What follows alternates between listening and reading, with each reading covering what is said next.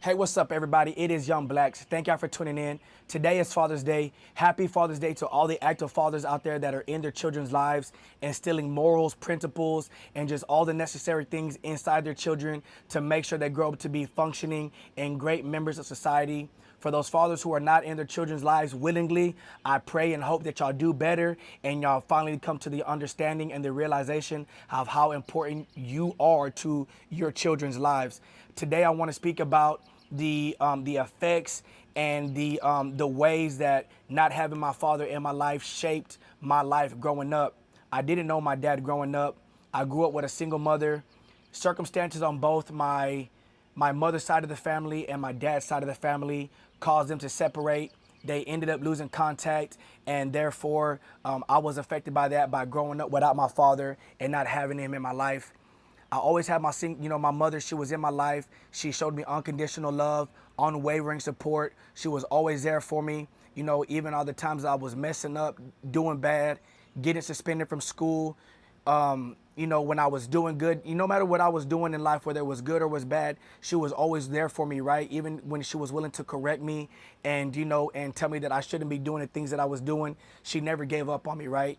And so I always had this innate desire. There's always this deep desire to. I always wondered, like, man, where is my biological father? Even when I had, men in my life, whether it be, a stepdad or my grandpa or somebody in my family who was willing to try to guide me and teach me the right ways. I wasn't willing to listen and take direction because something inside of me wanted to hear these things from my biological father. I always had this thought, like, what is wrong with me that my dad doesn't want anything to do with me? What is wrong with me that he doesn't come find me, or that he doesn't come see me?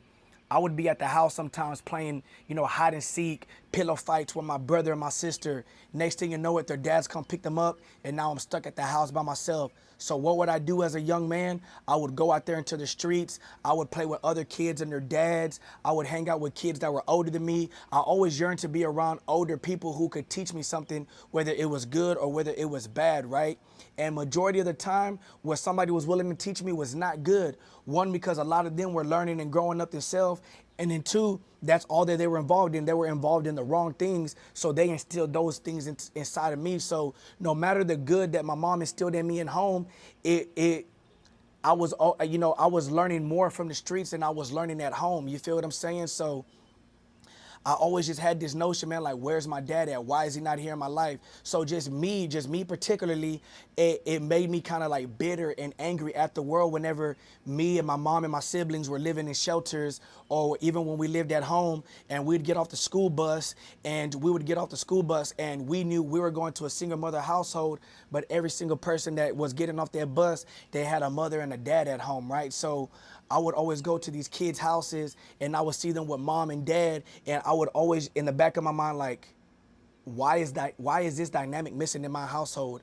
Where is my dad at? You feel what I'm saying? So a lot of that anger and a lot of that bitterness, man, it caused me to go out there and make the wrong decisions.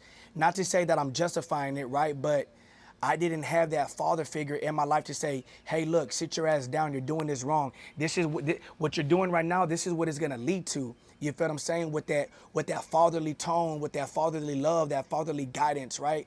And I didn't have that. So what did I do? I went out there and I sold drugs. I robbed people. Like I say in one of my songs that's about to come out, me committing crimes was my way of shedding tears. I didn't know what it was to cry. I didn't know what it was to talk to somebody. I didn't know what it was to, openly express myself to people because I didn't have nobody to teach me that. My mom and my grandma and other women in my family would try to get me to open up, but I didn't want to open up to them. Why? Because there's just something about a man that doesn't want to open up to a woman no matter how much he loves that woman. You feel what I'm saying?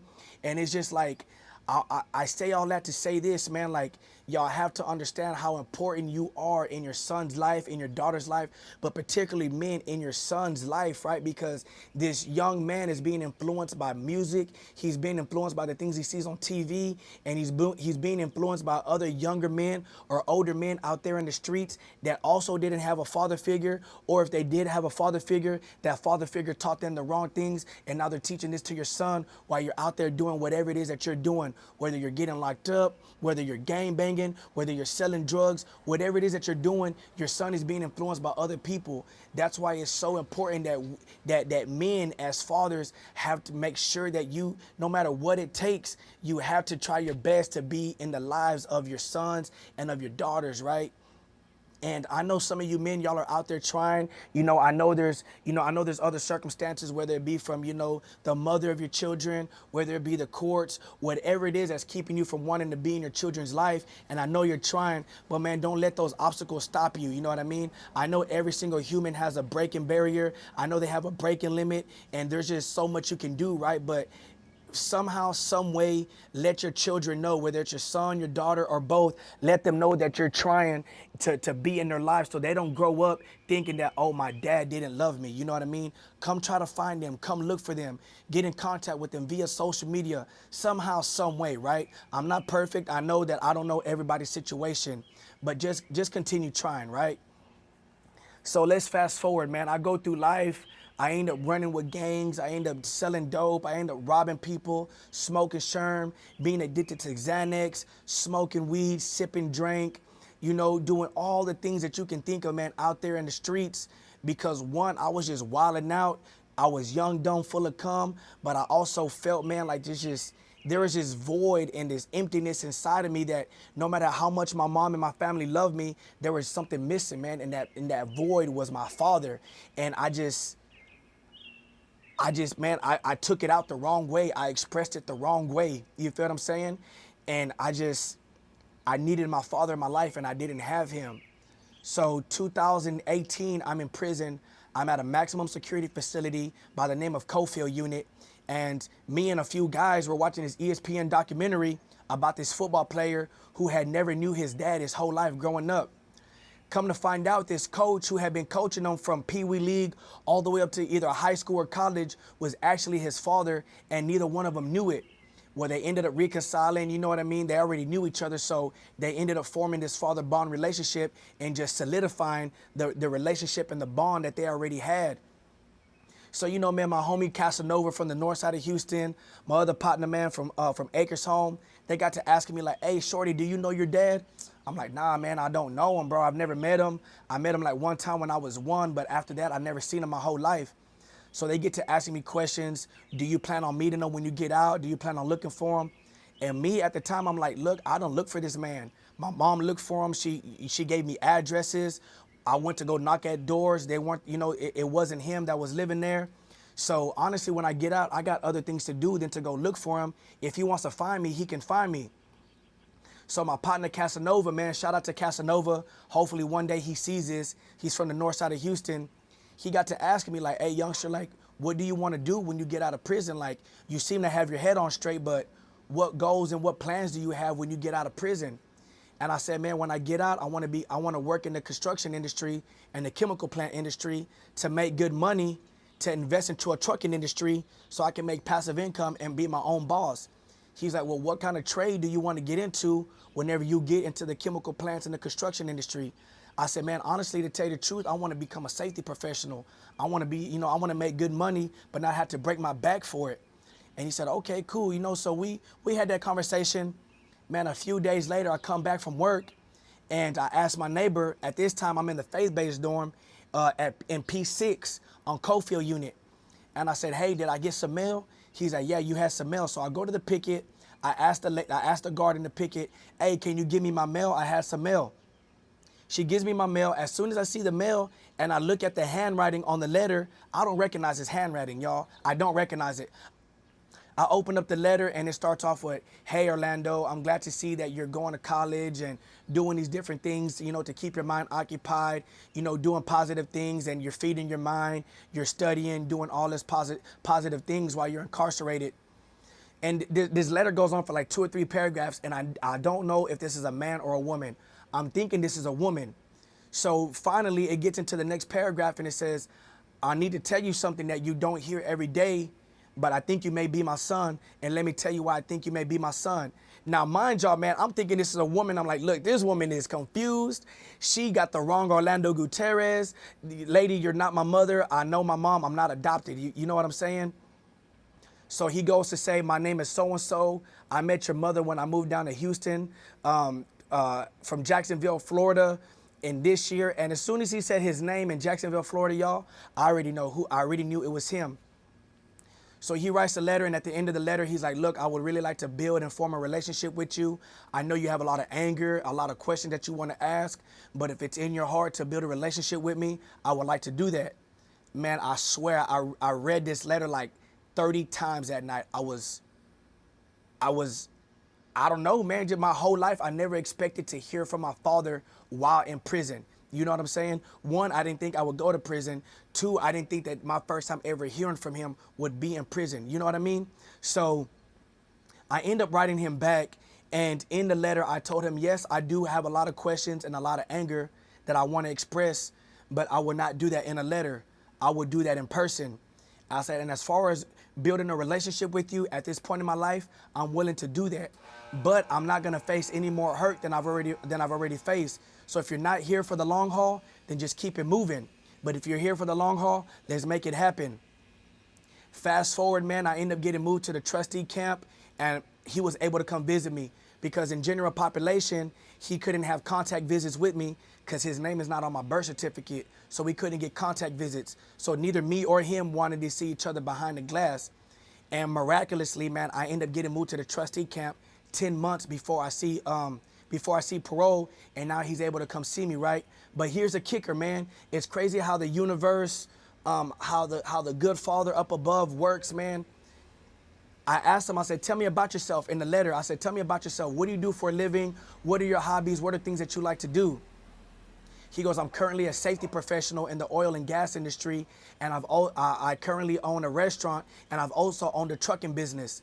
Now, mind y'all, just a few days before this, I said, man, I want to become a safety in the construction and the chemical plant industry, and I want to own a trucking business. And now a man that I haven't met and I've never seen for 29 years of my life, at the time and even now, he's still a safety professional, and he's owned a trucking business. You know what I mean? Like, it's crazy, man. A man that I never met, I had the same desires to do the same things that he's currently doing and that he's already done before. You know what I mean? And so much of him and I are alike, like from high school sports to characteristics to personalities. Like, so much of him and I are alike, and I have so much of him inside of me, even without me meeting him or ever knowing him. Man, there's just so much of us alike, you know what I mean? And fast forward to this day, man, we're best friends. I just talked to him. I talked, Happy Father's Day, I love you. You know, we had a great conversation. And I say all that to say this to everybody, man, like, if you're a father, man, please find a way to be in your children's life, no matter what it takes, man. I know it takes a lot. If you got a bitter baby mama, whatever it is, mother of your child, I know it takes a lot, man. It takes a lot from you. It takes a lot of your energy. But just continue doing what you have to do as a father to try to be in your children's life. For those of y'all who are active in your in your children's life, man, continue being a great example, man. Continue to being a great role model, because your children watch you while you're asleep. And what I mean by that is that even when you don't realize it, man, your children are watching you and they're picking up everything you do, whether it's for the good or whether it's for the bad. And for the young men out there that are growing up and you don't have a father in your life, man, look, I know it's hard. I know it's frustrating. I know it's very heartbreaking to see everybody else with their father showing up to their basketball games, to their football games, showing up to show them support. But look, man, continue doing what you got to do as a young man to be the best you that you can be. And if it's meant to be for you and him to meet one day, y'all will meet. If it's not, then it's not. But just know, man, that you are worthy. You are perfect just the way you are. And there's nothing about you that makes your father not want to be in your life. It's nothing with you. So you are perfect just the way you are. Continue being great. If you have to, look for mentors, whether it be in your neighborhood, whether it be in neighboring rec centers, whether it be a coach, somebody out there, man, is willing to give you proper guidance. You know what I mean? So don't ever give up on life. Don't go out there and be peer pressured by your homies out there in the streets, or by what you see on TV, or by what you hear in music. Man, hey, look, there's nothing wrong with being book smart. There's nothing wrong with being, a geek. There's nothing wrong with being a lame. There's nothing wrong with being a square. Because I tell you this right now, man, it's better to be a square than to be in a rectangular prison cell. I'd rather, man, if somebody would have told me this back in the day, back then I would have rather have been a square than to be locked away in a rectangular prison cell. So, hey, man, this is Young Blax. I hope y'all enjoyed this experience of mine, letting y'all know some insight in my experiences of growing up without a father and not knowing him. Just continue being the best you. Young women, if you don't have your mother or your father in your life, continue being the best woman that you can be. Don't be influenced by what you see on TV and what you hear on the radio. You know what I mean? You're more than just a sex symbol. You're more than just showing off your body. You're more than just breaking dudes for a bag. You're more than all that. You feel what I'm saying? So thank y'all for tuning in today. If you haven't already done so, follow me on Instagram, subscribe to Young Blax MMD, and also subscribe to Prison Reform TV, and share this message with somebody that you think that it may potentially help them. I love y'all, man. Thank y'all so much.